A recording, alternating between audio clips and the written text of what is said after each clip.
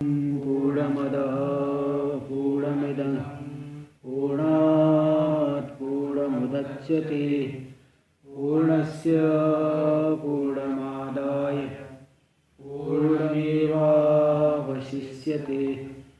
ओम शांति शांति शांति। शंकरं शंकराचार्यं केशवं बादरायणं सूत्रभाष्य कृतौ वन्दे भगवन्तौ पुनः पुनः। ईश्वरो गुरुरात्मेति मूर्तिभेदविभागिने व्योमवद्व्याप्तदेहाय दक्षिणामूर्तये नमः। ओम शांति शांति शांति। बोलिए। अतः परिशेषात् तृतीय पक्षयो अंगीकर्तव्य इति उपसंहारति। कल आरंभ किए कि भाई ये जो है तत्वमस्यादि वाक्य से अखंडार्थ बोध कराता है, तत्वमस्यादि वाक्य अखंडार्थ का बोध कराते हैं। तो जहद लक्षणा से अजहद लक्षणा से अथवा उभय जहद अजहद लक्षणा से, तो दोनों का तो खंडन हो गया कि दोनों जो है जहद लक्षणा अजहद लक्षणा दोनों संभव नहीं है। तब यहाँ पे तृतीय पक्ष बच गया है, उसी में उसी को स्वीकार कर रहे। अतः परिशेषात् तृतीय पक्ष एवांगी कर्तव्य। परिशेष हो जाने से पारिशेष न्याय से तीसरा पक्ष ही अंगीकार कर लेना चाहिए। इति उपसंहारे तस्माद् इति मूल में तस्माद् यथा सोयं देवदत्त इति वाक्यम, जैसे सोयं देवदत्त यह वाक्य तदर्थो वा, अथवा इस वाक्य का अर्थ तत्काल एतत्काल विशिष्ट देवदत्त लक्षणस्य वाक्यार्थस्य अंशे विरोधात्। ये जो वाक्य है अथवा वाक्यार्थ है विरुद्धांश को लेकर के विरोध होगा ना यहाँ पे। तत्काल एतत्काल विशिष्ट देवदत्त रूपी वाक्यार्थ उसका विशेषण अंश में अंश से विरोधात्, विशेषण अंश में विरोध है। हाँ तत्काल तद्देश इसी में है। एतद्देश तत्काल तत्काल तद्देश, तो अंश मात्र में विशेषण अंश मात्र में विरोध होने से विरुद्ध तत्काल एतत्काल विशिष्टत्वांशं परित्यज्य, विरुद्ध जो तत्काल एतत्काल विशिष्टत्व रूपी अंश को विशिष्टता रूपी अंश को छोड़ करके देवदत्त में तत्काल एतत्काल विशिष्टता को छोड़ दिया जाए, विशेषण अंश को छोड़ दिया जाए तो विशिष्टता हट गई। इसलिए अविरुद्धम देवदत्तांश मात्रम लक्ष्यति, तो उसको छोड़ करके अविरुद्ध देवदत्तांश मात्र को लक्षित कर देता है स्वयं देवदत्त यह वाक्य। ये दृष्टांत हुआ। तथा ठीक वैसे ही तत्वमसि इति वाक्यम, महावाक्य हो गया तत्वमसि ये वाक्य, तदर्थ हुआ अथवा इस महावाक्य का अर्थ परोक्षत्वादि विशिष्ट चैतन्य एकत्व लक्षण से वाक्यार्थ से, परोक्षत्व और अपरोक्षत्व आदि से विशिष्ट जो चैतन्य एक ही है दोनों, विशिष्ट चैतन्य एकत्व लक्षण वाक्यार्थ, इसका अंश में विरोध हो रहा है। जो विरुद्ध उपाधि को लेकर के अंश आ रही है, तो वाक्यार्थ से अंश विरोधात विशेषण अंश को लेकर के विरोध है। इसलिए विरुद्ध परोक्षत्वादि विशिष्टात्वांशम परित्यज्य, विरुद्ध जो परोक्षत्व अपरोक्षत्व आदि विशिष्टत्वांश है उसको छोड़ करके अविरुद्धम अखंड चैतन्य मात्रम लक्ष्यति, विरुद्ध जो अखंड चैतन्य मात्र है उसी को लक्षित कर देता है। क्या हुआ, मिल नहीं रहा है क्या? मैंने कहा मिल नहीं रहा है, क्या बात है? आप तो ऐसे खोज रहे हैं जैसे कोई संपत्ति निकाल लोगे इसी में से। अब एकदम ऐसे देख रहे हैं ना, मुझे कहा क्या बात है, मिल नहीं रहे क्या? चलो देखो टीका देखिए, टीका देखो। यस्मात् तत्वमस्यादि वाक्ये जहद लक्षण अजहद लक्षणयोर असंभव, क्योंकि तत्वमसि इस वाक्य में इत्यादि वाक्य में जहद लक्षण और अजहद लक्षण असंभव है। तस्मात् जहद अजहद लक्षणया विरुद्धांशम परित्यज्य, इसलिए जहद अजहद जो तीसरी लक्षणा है उससे विरुद्ध अंश को छोड़ दो। इसमें क्या है, तीसरे में तो थोड़ा छोड़ना है थोड़ा ग्रहण करना है। पहले वालों में सुविधा नहीं थी। पहले वो तो जहद लक्षणा में तो सब छोड़ना ही छोड़ना है। आज जहद लक्षणा में ग्रहण ही करना है, कुछ छोड़ना नहीं है ना। जैसे सन्यासी हो गए तो सब छोड़ना ही छोड़ना है और कुछ जो है वो हो गए, ज़्यादा कहीं चक्कर में पड़े तो ग्रहण ही ग्रहण करना है।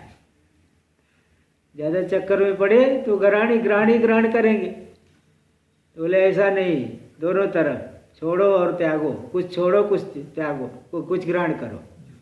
तो कुछ छोड़ना क्या है, विरुद्ध अंश को छोड़ दो और अविरुद्ध अंश चैतन्य अंश को ले लेना है, ग्रहण करना, विरुद्ध अंश को ग्रहण कर लेना है।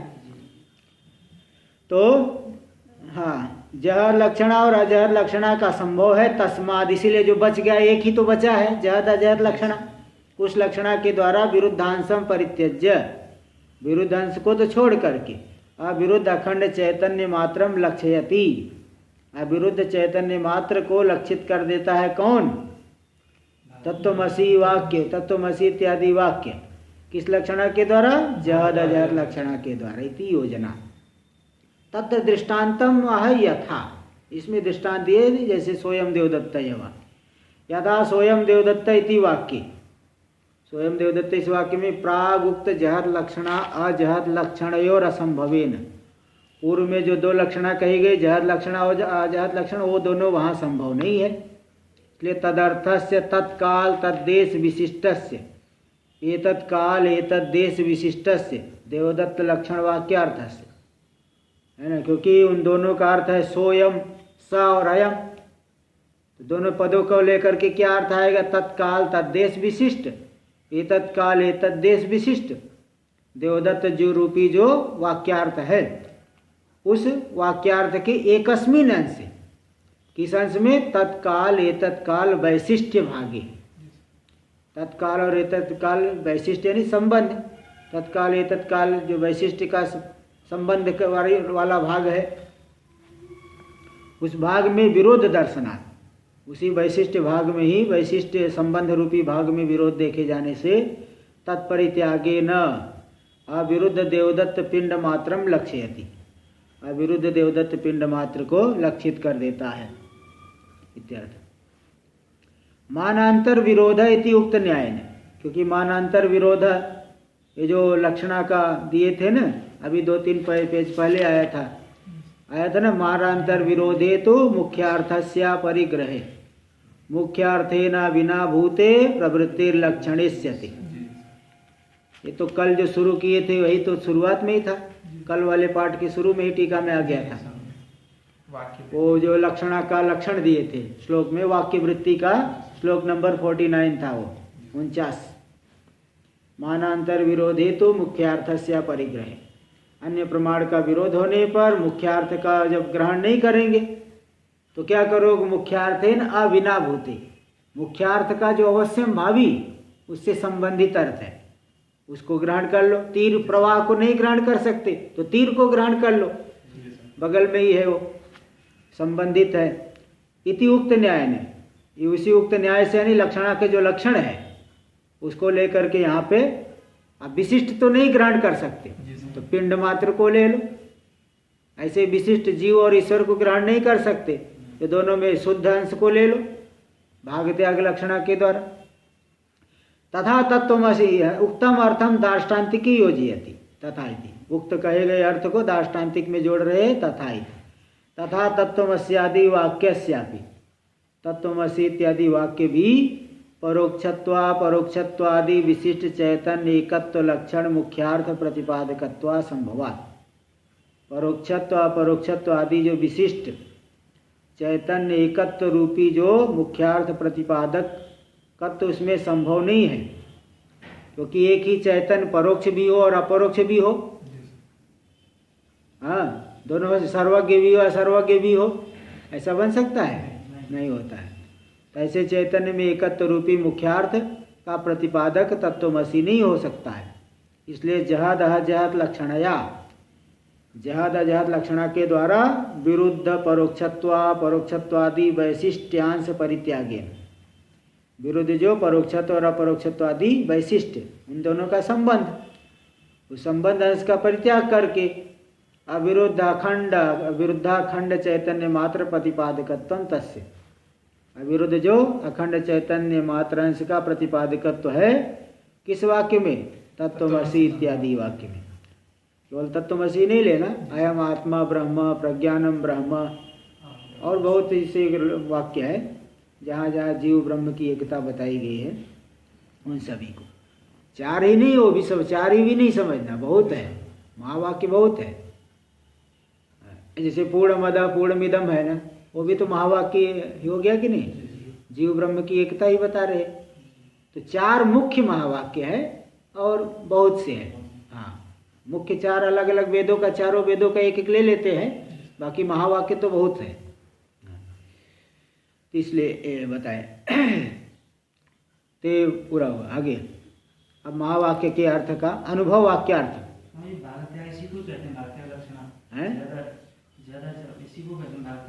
भाग त्याग लक्षण यही है, एक भाग को लिए, जात मतलब एक भाग छोड़ दिए, अजात यानी एक भाग को ग्रहण किए, तो भाग त्याग हो गया। भाग त्याग मतलब एक भाग रहा, भाग त्याग मतलब पूरा तो नहीं, भाग का त्याग हुआ, तो ये भाग त्याग लक्षण कहते। ये जात अजात लक्षण को भाग त्याग लक्षण कहते। देखो, उपदेश वाक्य अलग है, अनुभव वाक्य अलग है। गुरु जी उपदेश करेंगे तत्वमसि, उपदेश क्या करेंगे? तत्वमसि, और शिष्य अनुभव क्या करेगा? तत्वमसि, तुम ब्रह्म हो। गुरु जी इसको बोल रहे तुम ब्रह्म हो, ये बोले तुम ब्रह्म हो। ये तो झगड़ा है, तो जैसे तू मैं वाली बात होगी। ये ऐसा नहीं समझना, वो तो उपदेश वाक्य है। भाई गुरु तो ज्ञानी है, शिष्य ज्ञानी नहीं है, तो शिष्य को उपदेश करे तुम ब्रह्म हो। अब शिष्य कहे हाँ गुरुदेव तुम ब्रह्म हो, ऐसा बोलेगा? फिर क्या बोलेगा? मैं ब्रह्म, अहम ब्रह्मास्मि। इसलिए तत्वमसि ये उपदेश वाक्य है और अहम ब्रह्मास्मि यह अनुभव वाक्य है। शिष्य का अनुभव होगा मैं ब्रह्म हूँ, है ना। और गुरु जी उपदेश करेंगे तुम ब्रह्म। गुरु जी तो स्वयं ब्रह्म रूपता का अनुभव कर लिए हैं, सर्वत्र आत्मरूपता ही देख रहे हैं, लेकिन शिष्य बेचारा परेशान है। एक आदमी दवाई खा के बैठा हुआ है, कोई वैक्सीन लगवा लिया है, कोई नहीं लगवाया। तो जो वैक्सीन नहीं लगवाया है तो भाई उसको बोले भाई तुम भी लगवा लो। ऐसे यहाँ पे बोल दिए कि तो तत्वमसि तुम ब्रह्म हो, तो अभी सब विचार करके, क्योंकि शिष्य जो है वेदांत का जिज्ञासु है, ऐसे ही तो तुरंत तो नहीं बता देते ना, हर एक को उपदेश तो नहीं करने लग जाएंगे। हाँ, जैसे यहाँ पे भी देखोगे कई लोग पाठ में आएंगे तो एक दिन में ही छोड़ के भाग जाएंगे। क्यों? क्योंकि समझ में नहीं आएगा तो क्या करेंगे। समझ में आए तो तब तो काम चले, समझ में नहीं आए तो छोड़ के भागना ही पड़ेगा। चलो देखो आगे। अखंड चैतन्य प्रतिपादकस्य तत्वमसि इति वाक्यस्य। अखंड चैतन्य का प्रतिपादक जो तत्वमसि यह वाक्य है, उस वाक्य के अर्थम स प्रपंचम अभिधाय, इस वाक्य के अर्थ को विस्तार से बता करके, थोड़ा नहीं विस्तार से बता दिए। टीका आदि में काफी छोटा छोटा लिखा है, इसलिए आपको लग रहा है 4 पेज ही तो पढ़े अभी। छोटा छोटा लिखे है ना, लेकिन काफी बड़ा है, इसलिए एक दिन एक पाठ में 2 पेज से ज्यादा नहीं हो पा रहा है, छोटा छोटा ही तो। इसलिए तो यहाँ पे अखंड चैतन्य प्रतिपादक जो तत्वमसि यह वाक्य है, इसके अर्थ को विस्तार से बता करके इदानीम यजुर्वेदानुभव वाक्यार्थो वर्ण्यते। तत्वमसि किस वेद के वाक्य है? तत्वमसि सामवेद का है, छांदोग्य उपनिषद सामवेद में आती है, तो सामवेद का वाक्य है। अब यजुर्वेद का वाक्य जो है अहम ब्रह्मास्मि, अहम ब्रह्मास्मि, ये जो अनुभव वाक्य है यजुर्वेद का है, जो कि बृहदारण्यक उपनिषद में आया है, तो बृहदारण्यक 1:4-10 में आया है।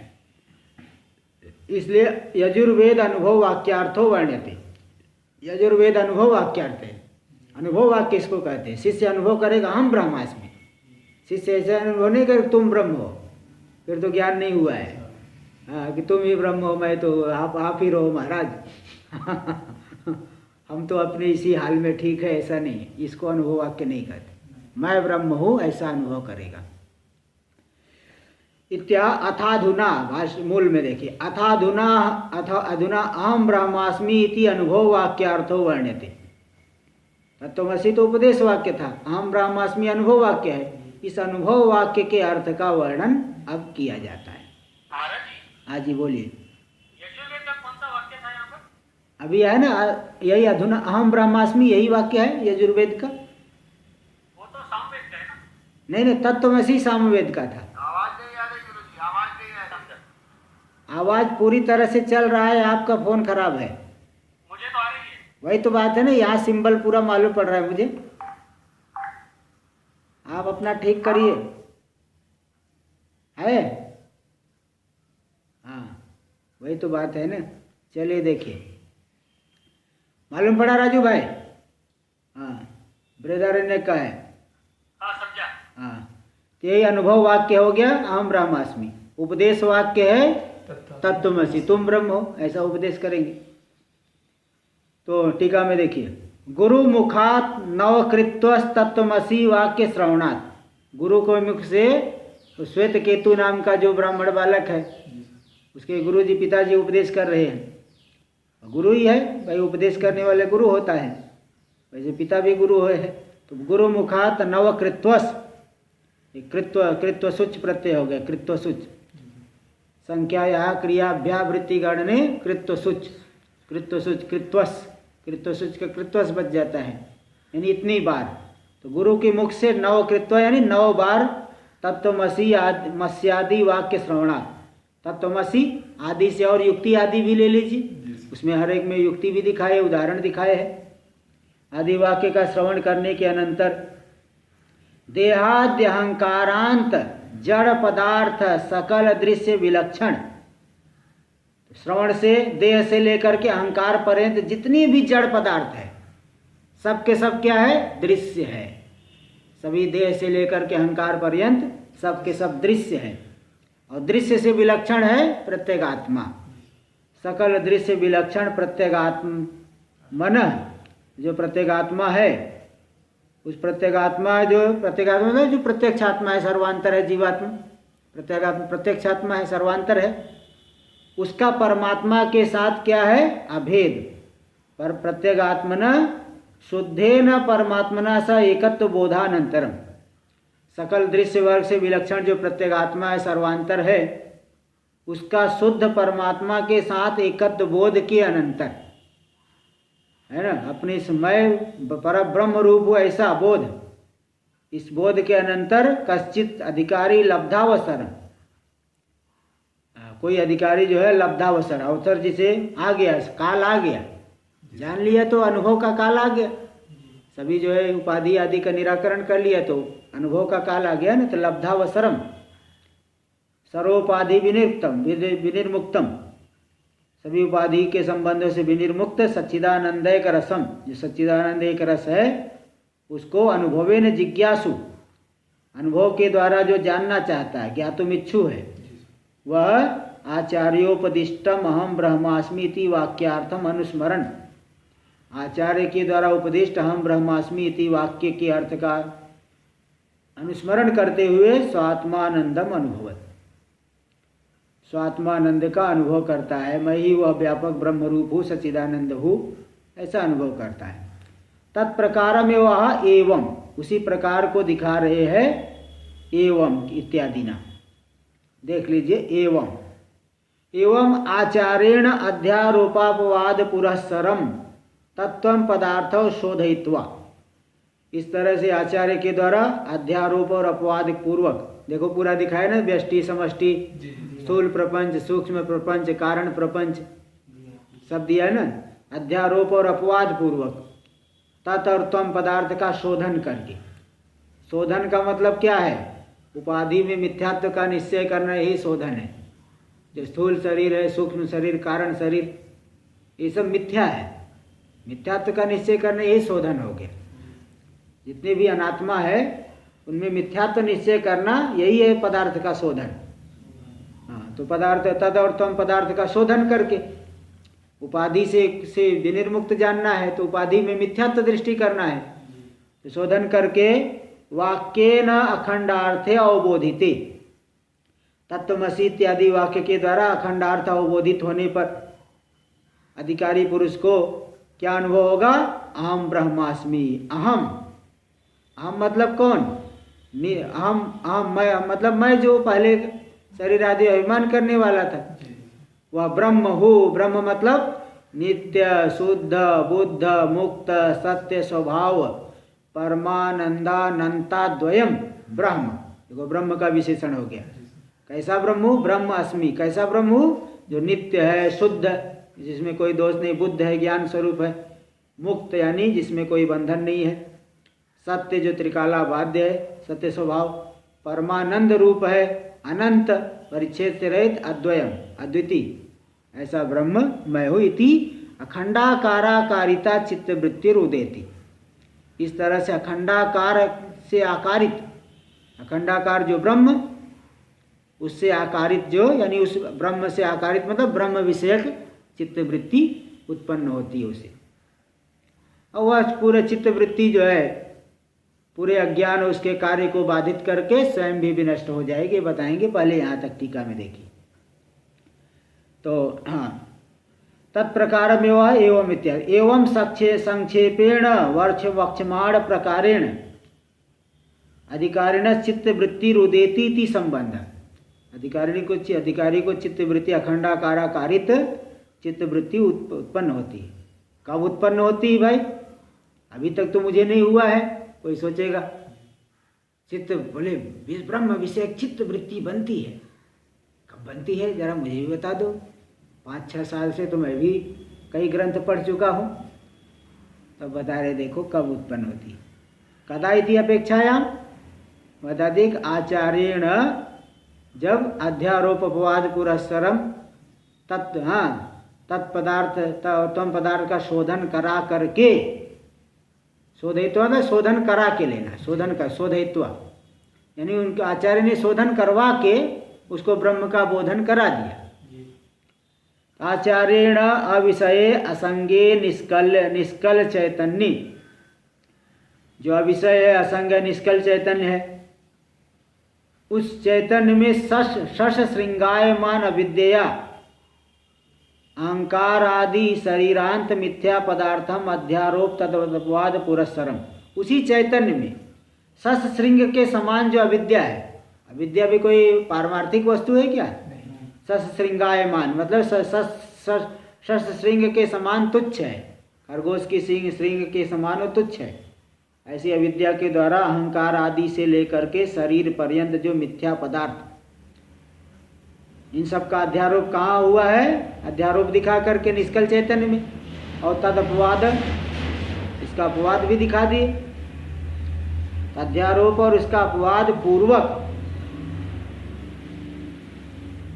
पदार्थों के अध्यारोप और उसका अपवाद करके, मिथ्या पदार्थों का अध्यारोप और अपवाद पूर्वक, पुरस्सरम यानी पूर्वक तत्त्वम पदार्थ शोधयित्वा, तत्पदार्थ और तम पदार्थ का शोधन करवा के, तत्वमसि इति वाक्येन जहद अजहद लक्षणया, तत्वमसि इस वाक्य के द्वारा जहद अजहद लक्षणा के द्वारा विरुद्धांश परित्यागेन, विरुद्ध अंश का परित्याग करके अखंड अर्थ चैतन्य ज्ञाते सति, अखंड अर्थ चैतन्य का ज्ञात होने पर शिष्य को क्या होगा? ब्रह्माकार वृत्ति उत्पन्न होगी। देखो किम विषयणी चित्त वृत्ति उदेति इत्याशंकाम, देखो पाठ सुधार लीजिए। चित्त वृत्ति रुदेति इत्यासत्व संकाम ने इत्याशंकाम निवार्यते। किम विषयणी चित्त वृत्ति रुदेति इत्याशंकाम, वो दूसरी वाली पुस्तक में जो वो ठीक है, हमारी पुस्तक में थोड़ा गलत है। इत्याशंकाम निवार्यते, कोई शंका होगी ना, किम विषय चित्त वृत्ति, जब तत्व को जान लिया किस प्रकार की चित्त वृत्ति उत्पन्न होती है, उस आशंका का निवारण करे अहम ब्रह्मास्मि। इस तरह से अखंडाकाराकारित चित्त वृत्ति उत्पन्न होती है। अहम प्रत्यगात्मा परम ब्रह्मास्मि इति अन्वय, मैं प्रत्यगात्मा हूँ, परम ब्रह्म हूँ, मैं प्रत्यगात्मा ही परम ब्रह्म हूँ, ऐसा चित्त वृत्ति उत्पन्न होती है। तो बोले वो ब्रह्म कैसा अनित्य है क्या? ब्रह्मादि के शरीर के समान जैसे ब्रह्मा जी का शरीर है, नित्य है क्या? अनित्य है, बहुत लंबे समय रहे लेकिन अनित्य है। तो ब्रह्मा नित्यत्व शंकाम निराकरोति, नित्य, वह ब्रह्म नित्य है, अनित्य नहीं है। शुद्ध पदेन अविद्यादि दोष राहित्यम, देखो नित्य, शुद्ध, बुद्ध, मुक्त। शुद्ध यानी अविद्यादि दोष से जो रहित है। और बुद्ध है, बुद्ध मतलब बुद्ध पदेन स्वप्रकाश स्वरूपत्वेन जाड्यादिकम व्यवच्छिद्यते, स्वयं प्रकाश स्वरूप है इसलिए जड़ता नहीं है ब्रह्म में। हाँ जी बोलिए। वो जाड्यादि वगैरह नहीं है, उसका लिखते हैं हम, क्या है? हाँ लिख लीजिए, बुद्ध पदेन स्वप्रकाश स्वरूपत्वेन जाड्यादिकम व्यवच्छिद्यते। चलिए, तो जाड्यादिकम व्यवच्छिद्यते, बुद्ध पद से क्या लेना? क्योंकि वह बुद्ध यानी ज्ञान स्वरूप है, तो स्वप्रकाश रूप होने से जाड्यादिक का व्यवच्छेद हो जाता है मुक्त पद के, यानी वो जड़ नहीं है, कोई जड़ नहीं, चेतन स्वरूप है, ज्ञान स्वरूप है। और मुक्त पदेन सर्वोपाधि राहित्यम, मुक्त मतलब बंधन से रहित है, यानी किसी भी उपाधि में तादात्म्य में नहीं है, वास्तव में कहीं पे भी तादात्म्य में नहीं है, वो बंधन से रहित है। सत्यम इति अविनाशी स्वभावत्वम, सत्य पद के द्वारा क्या बता दे? वो अविनाशी स्वभाव वाला नहीं है, अविनाशी है, परमानंद रूप है। परमानंद पदेन वैषयिक मानुष्यानंदादि चतुर्मुख ब्रह्मानंद पर्यंतानां कर्मजन्यत्वेन सातिशयत्वेन क्षयिष्णुत्वेन च तुच्छत्वात्। परमानंद विशेषण दिए ब्रह्म का, परमानंद पद के द्वारा क्या बताया गया? तो जो सदा बने रहने वाला आनंद एक रस आनंद है, क्योंकि वैषयिक जो मनुष्य आनंद से लेकर के, जो तैत्तरीय उपनिषद में दिखाए है कि मनुष्य में सबसे बड़ा आनंद क्या है? कि राजा हो, युवा हो, अधीत वेद हो, चरित्रवान हो, है ना, पूरी पृथ्वी उस भोगों से संपूर्ण हो, हर एक प्रकार का भोग हो, कोई समस्या न हो, तो उसको जो सुख मिलता है वो मनुष्यों में उत्कृष्ट, सबसे उत्कृष्ट सुख है, वो एक मनुष्य आनंद। उसके जो है 10 गुना गंधर्वानंद, ऐसे ऐसे करके बंदा बताए ना, तो वही बात, मनुष्य वैषयिक जो मनुष्यानंदाशील दी से लेकर के सबसे बड़ा वैषयिक आनंद कौन है? चतुर्मुख ब्रह्मा जी का आनंद, चतुर्मुख ब्रह्मानंद पर्यंतानंद, चतुर्मुख जो ब्रह्मा जी है उनके आनंद पर्यंत, ये सभी के सभी क्या है? कर्मजन्यत्वेन, कर्म से जन्य है, जिनका जैसा उत्कृष्ट कर्म है उसको वैसा ही सुख मिलता है। तो कर्मजन्य होने से सातिशयत्वेन, और सातिशय है, तारतम्य वाले है, इससे बढ़ करके वो, उससे बढ़ करके वो, बढ़ करके। और ये क्षयिष्णु है, क्षय स्वभाव वाले, हमेशा नहीं बने रहते। क्षयिष्णुत्वेन च तुच्छत्वात्, क्षयिष्णु होने से, तुच्छ होने से। तेभ्यो विलक्षणम, इनसे विलक्षण है परमानंद रूप, परमात्मा, परमात्मा रूपी आनंद इससे विलक्षण है। निरतिशय आनंद स्वरूपत्वम प्रतिपाद्यते, निरतिशय आनंद रूपता का प्रतिपादन किया गया किस पद के द्वारा? परमानंद पद के द्वारा। आगे अनंत, इसके बाद अनंत आया। अनंत से क्या लिए? अनंत पदेन घटावदिवत परिच्छेद राहित्येन, घटादि के समान उसमें परिच्छेद नहीं है, इसलिए देशतः कालतो वस्तुतश्चा परिच्छिन्नत्वं बोध्यते, देश को लेकर के, काल को लेकर के और वस्तु को लेकर के अपरिच्छिन्नता का बोधन कराया जाएगा। यानी देश को लेकर के परिच्छेद नहीं, काल को लेकर के भी परिच्छेद नहीं, देश को लेकर परिच्छेद नहीं का मतलब सब जगह है। देश अत्यंताभावा प्रतियोगित्वम, देश, हाँ, देश देश देश परिच्छेद की अत्यंताभाव प्रतियोगित्वम, यानी जिसका कहीं अत्यंता भाव मिल जाए वो देश परिच्छिन्न हो गया। यहाँ घट का अत्यंता भाव है, अत्यंता भाव का प्रतियोगी कौन है? देश परिच्छेद यहाँ नहीं है, वहाँ है दूसरी जगह, और इसलिए देश परिच्छेद का भाव मतलब अत्यंता भावा प्रतियोगित्वम, जिसका कहीं अत्यंता भाव नहीं है। काल का परिच्छेद कि किसी काल में वो जो है उसका अभाव मिल जाए, हाँ? लिखना है, लिख लीजिए। तो मतलब तीनों के ये लक्षण हुआ कि पहला अत्यंता भाव प्रतियोगित्वम देश परिच्छेद, तो अत्यंता भाव को प्रतियोगी नहीं मतलब सब देश में है वो, और अनन्या भाव प्रतियोगित्व होता है का वस्तु परिच्छेद। जैसे देखो लेखनी पुस्तक है क्या? लेखनी का पुस्तक नहीं है, लेखनी पुस्तक नहीं है, तो मतलब पुस्तक में लेखनी में पुस्तक का अन्योन्याभाव आ गया, अन्योन्याभाव आया है ना, उसका प्रतियोगी हो गया पुस्तक। पुस्तक का मतलब वस्तु परिच्छिन्न है, जो अत्यंता अन्योन्याभाव का प्रतियोगी हो गया। लेखनी में पुस्तक का भेद है, भेद का प्रतियोगी कौन हो गई? पुस्तक, मतलब वस्तु परिच्छिन्न हो गई। यह पुस्तक लेखनी रूप नहीं है, लेकिन ब्रह्म सर्वात्मक है, क्योंकि सब के सब ब्रह्म में ही कल्पित है, इसलिए अन्योन्याभाव प्रतियोगी नहीं हुए, तो मतलब वस्तु परिच्छिन्न नहीं है। इसी प्रकार प्राग भाव प्रतियोगी नहीं है, प्राग भाव का प्रतियोगी हो गया, ध्वंस का प्रतियोगी हो तो काल परिच्छेद है। जिसका कभी प्राग भाव नहीं, जिसका कभी ध्वंस नहीं, वो सदा रहेगा। हाँ, तो काल परिच्छेद नहीं। हाँ, तीनों हो गए ना। हाँ, चलिए देखिए, तो यहाँ पे हाँ, अनंत पदेन घटादिवद परिच्छेद राहित्येन, अनंत पद के द्वारा क्या दिखाया गया? घटादि के समान परिच्छेद नहीं है, इसलिए देशतः कालतो वस्तुतश्चा परिच्छिन्नत्वं बोध्यते। देश को लेकर के, काल को लेकर के और वस्तु को लेकर के अपरिच्छिन्नता का बोध करा दिया गया। सभी देश में है, सभी काल में है, सर्वात्मक है, देश काल वस्तु परिच्छेद नहीं है। अद्वयमिति, अद्वयमिति नानात्व निषेधेन एकत्वम बोध्यते। अद्वयम के द्वारा नानात्व का निषेध करके एकत्व का बोध करा दिया गया। एक ही है, अनेक नहीं है, अद्वयम ऐसा कह दी।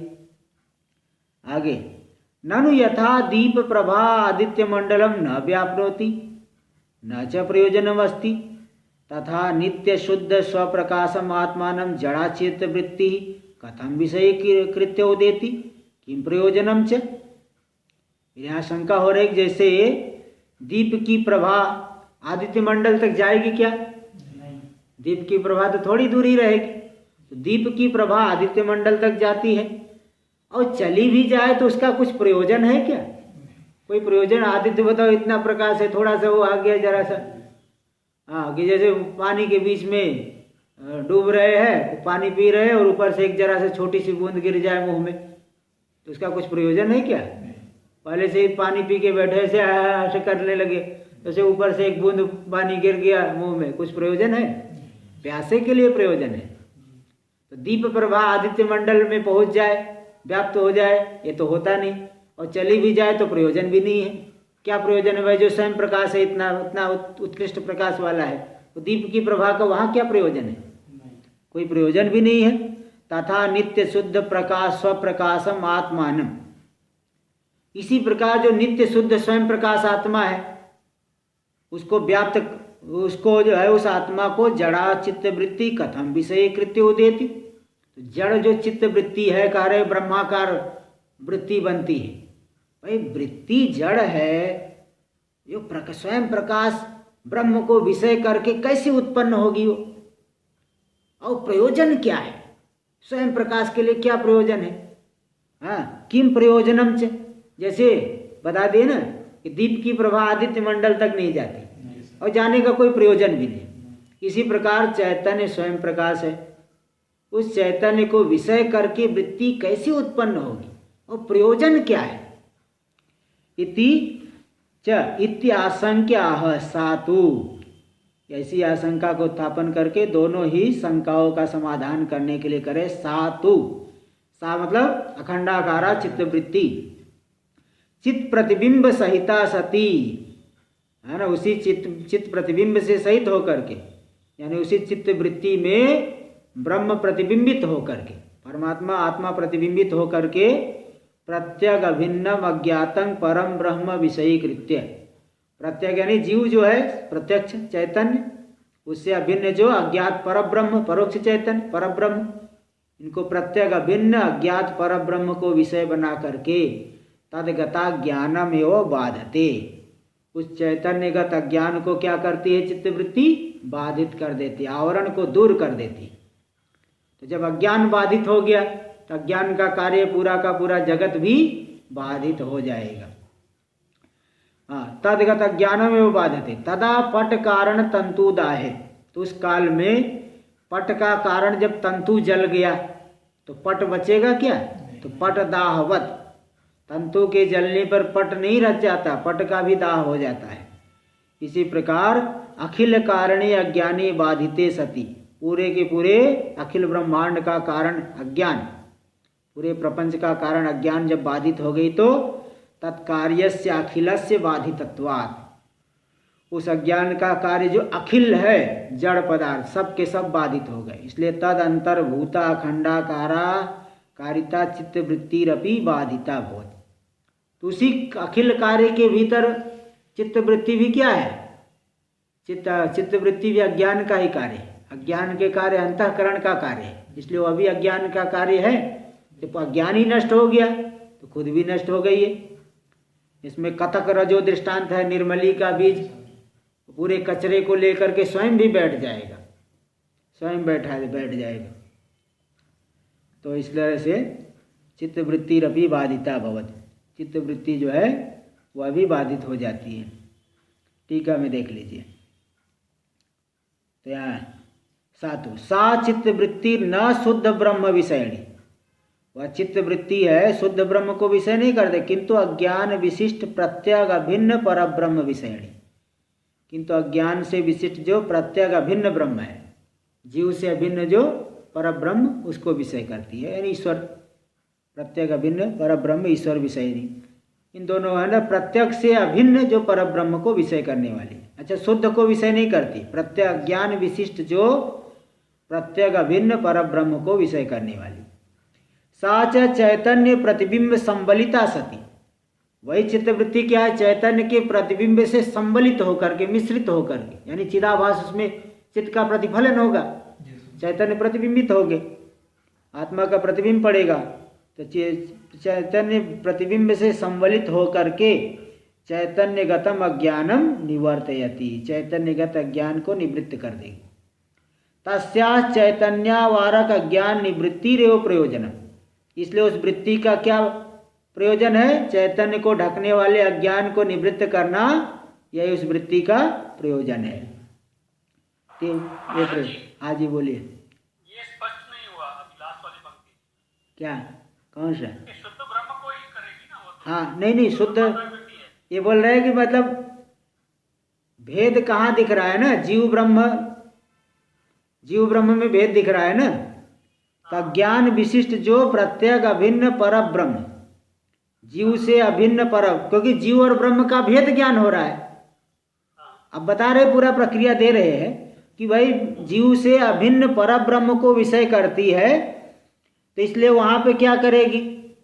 जैसे आप देखिए, वो जो रस्सी में सर्प का ज्ञान हुआ, कौन से अज्ञान से सर्प का ज्ञान हुआ?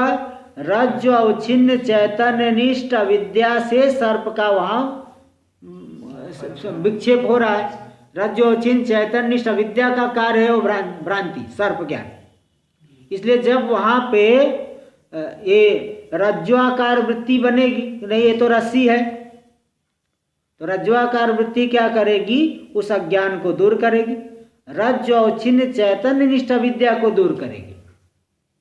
तो सर्प की भ्रांति भी, क्योंकि उसी रज्जु अवच्छिन्न चैतन्य निष्ठ अविद्या के क्या ही विकार था, परिणाम था, वो सर्प भ्रांति हो रही थी।